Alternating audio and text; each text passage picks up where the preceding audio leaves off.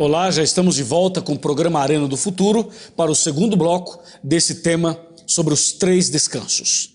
Antes da gente prosseguir, eu quero lembrar você do nosso e-mail e também do nosso site e o nosso Twitter. O Twitter é @Arena do Futuro. O nosso site, novotempo.com/Arena do Futuro.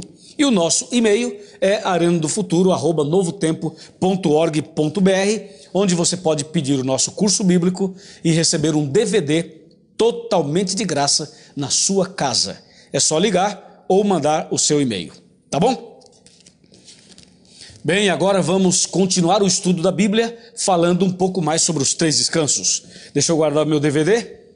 No primeiro bloco, a gente falou sobre o descanso físico. O assunto é muito amplo. Nós precisaríamos de uns 3 ou 4 programas para falar a respeito desse assunto. Por isso eu quero voltar um pouquinho a falar do primeiro descanso. Quando Jesus Cristo esteve aqui na terra, ele curava as pessoas. E a Bíblia registra 7 curas que Jesus fez no dia de sábado. Sabia disso? 7 curas no dia de sábado. E algumas pessoas hoje dizem assim: Jesus trabalhava no sábado, porque curava as pessoas no sábado. Negativo, amigo. Ele curava as pessoas no sábado e essa era uma grande evidência de que ele guardava o sábado. Por que Jesus curou 7 vezes no dia de sábado? Porque o sábado é dia de cura, é dia de trazer descanso para quem está cansado. Imagina, por exemplo, quando ele curou o paralítico, quando ele curou o endemoniado, quando ele curou o cego, tudo no sábado. Essas pessoas jamais irão esquecer de que Jesus usou o dia de descanso para trazer a cura para eles. Entendeu? Então Jesus trouxe o descanso para quem estava cansado fisicamente e espiritualmente. Assim, o sábado é uma bênção na vida de cada um de nós. Amém. Por isso essa igreja chama-se Adventista do 7º dia. Porque o 7º dia é o sábado e é o dia de descanso. Agora, existe um outro descanso, além do sábado. É o descanso espiritual. Quer ver? Vamos abrir a Bíblia aqui em São Mateus, Evangelho de São Mateus, capítulo 11. Esse é um texto lindíssimo, um texto delicioso da palavra de Deus. Mateus capítulo 11, de 28 a 30. Jesus disse: "Vinde a mim, todos os que estáis cansados e sobrecarregados, e eu vos aliviarei.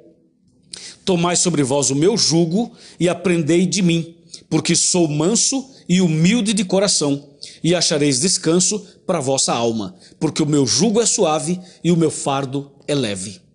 Não é delicioso esse texto? É maravilhoso. Foi Jesus quem disse: "Vinde a mim."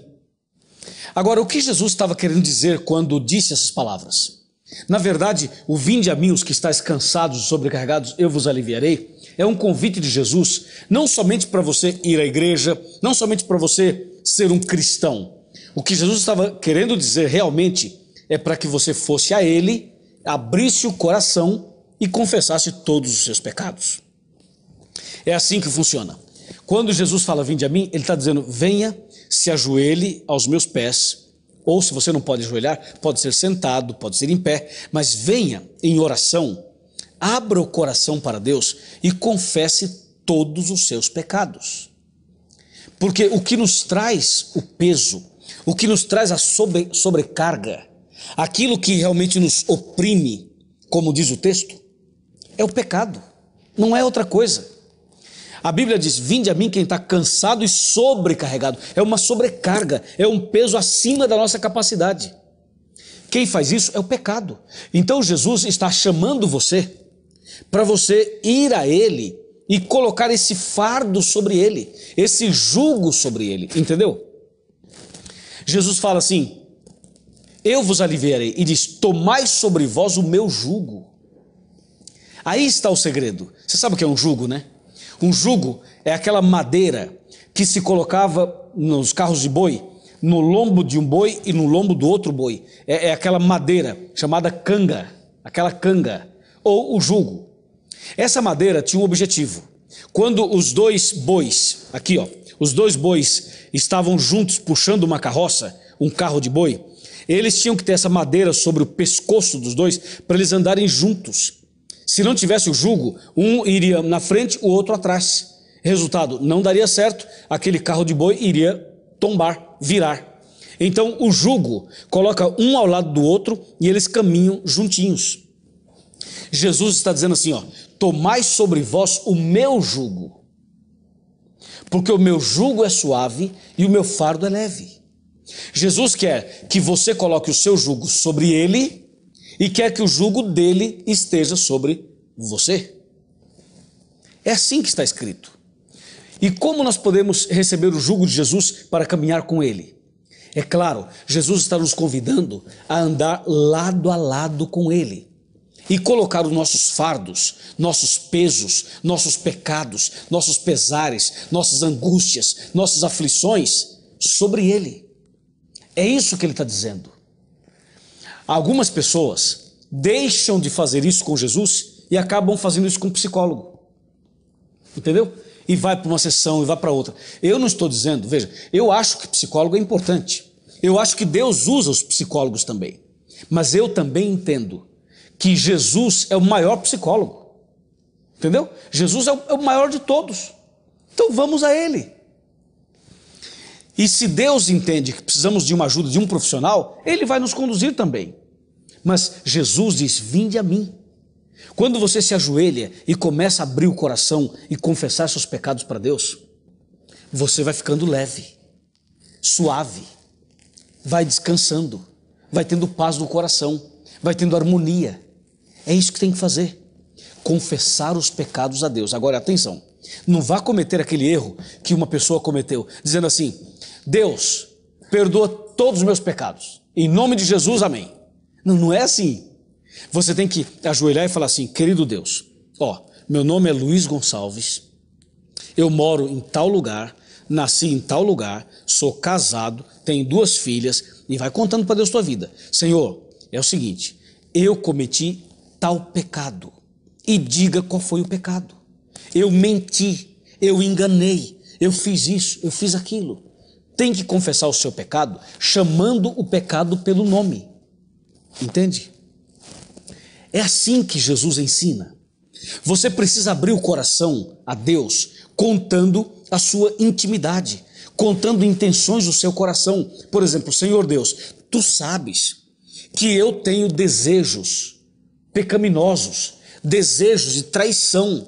Tu sabes o que passa em meu coração. Eu penso isso, eu sinto aquilo. Você tem que contar para Deus. E quando você abre o coração e conta para Deus o que passa dentro do seu coração, quando você confessa os seus pecados, chamando os pecados pelos nomes ou pelo seu nome exato, você pede perdão para Deus, você faz isso em nome de Jesus. É nesse momento que o seu fardo é colocado sobre Jesus e o jugo dele colocado sobre você. Assim, você está indo a Jesus como ele pediu. E dessa forma, você vai receber o descanso espiritual, porque você vai dormir em paz, com a consciência tranquila.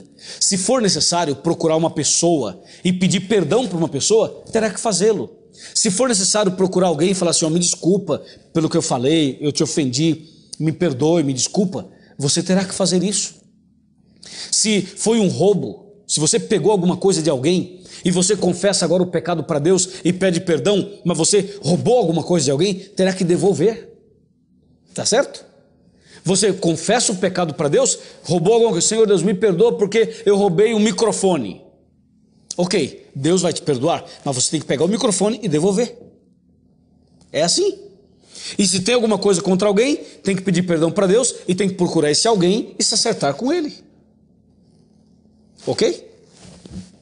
Assim você vai tirando o fardo, o peso. E Jesus diz, coloca o teu fardo sobre mim e eu ponho o meu jugo sobre você. Aí nós vamos andar juntos. Olha que interessante, é uma troca injusta. Mas Jesus é pai. E como pai, ele sabe o que está fazendo. E só ele pode pegar o seu fardo. Só ele pode levar, carregar a sua cruz, os seus fardos. Veja só, uma vez mais o texto, agora de maneira mais pontual. Ó, vinde a mim, é Mateus 11, de 28 a 30. Vinde a mim, todos que estáis cansados e sobrecarregados, e eu vos aliviarei. É Jesus que vai fazer isso. Verso 29. Tomai sobre vós o meu jugo, o jugo de Jesus, e aprendei de mim, porque sou manso e humilde de coração, e achareis descanso para vossa alma, porque o meu jugo é suave e o meu fardo é leve. Note, você vai encontrar descanso para a alma, ou seja, para a vida espiritual. Esse é o descanso que as pessoas precisam. Porque muitas vezes as pessoas têm uma semana de folga, ou um mês de férias, mas quer saber? Não descansa coisa nenhuma. Porque o problema não está em ficar sem trabalhar. O problema muitas vezes não está no fato de você tirar uma semana, ou um mês, ou 3 meses de férias. O problema está na vida espiritual. Tem que haver o descanso espiritual, ou seja, a paz. Enquanto você não sentir a paz de espírito, você não pode ter o descanso. Então o convite de Jesus é algo muito forte, é algo muito profundo. Para você sentir o descanso espiritual, tem que ter a paz de espírito. E para ter a paz, tem que confessar os pecados. Amém? É isso que Jesus está ensinando para a gente no descanso espiritual. O primeiro bloco foi o físico, agora é o espiritual. É exatamente isso. E um exemplo bíblico muito conhecido de todos nós é a história de Davi. Aquele Davi que quando era mais jovenzinho, pegou uma funda, pegou a pedra, girou e atingiu a testa do gigante, o Golias, e derrubou o Golias. Ele venceu o gigante. Esse mesmo Davi que venceu o gigante, foi vencido por seus impulsos sexuais e caiu em pecado, caiu em transgressão. E um dia, esse Davi se arrependeu e confessou seus pecados. E não somente confessou assim, ele abriu o coração de uma maneira e até escreveu o Salmo 51. O Salmo 51 é o Salmo do arrependimento de Davi. É aquela oração que eu falei, quando a pessoa chama o pecado pelo nome, quando a pessoa confessa os seus pecados de forma bem clara, dizendo qual foi o pecado que cometeu. Veja, Salmo 51, eu vou ler alguns versos. Verso 1. Compadece-te de mim, ó Deus, segundo a tua benignidade, e segundo a multidão das tuas misericórdias, apaga as minhas transgressões. Não é incrível isso? Apaga as minhas transgressões. Quando você vai para os versos seguintes, por exemplo, o versículo 2, ele fala: lava-me completamente da minha iniquidade e purifica-me do meu pecado. Quando você vai para o versículo 3, ele fala: pois eu conheço as minhas transgressões e o meu pecado está sempre diante de mim. Quando você vai para o versículo 4, ele diz: pequei contra ti somente, e fiz o que é mal perante os teus olhos. Quando você vai para o versículo 7, ele fala assim: purifica-me com isopo e ficarei limpo, lava-me e ficarei mais alvo que a neve. Quando você vai para o verso 10, ele clama e diz: cria em mim, ó Deus, um coração puro e renova dentro de mim um espírito inabalável. Que interessantíssimo, que linda essa oração. Essa é a oração de um homem arrependido. Essa é a oração de um homem que confessa não apenas o que fez, mas o que pensa e o que sente. Nós temos que confessar não apenas o que a gente fez, mas o que a gente pensa em fazer ou o que a gente sente no coração. E dizer: Deus, eu penso isso, eu sinto aquilo e sei que não é bom, sei que não está de acordo com a tua vontade, me ajuda a vencer isso. Tira de mim esse sentimento, esse desejo, esses pensamentos.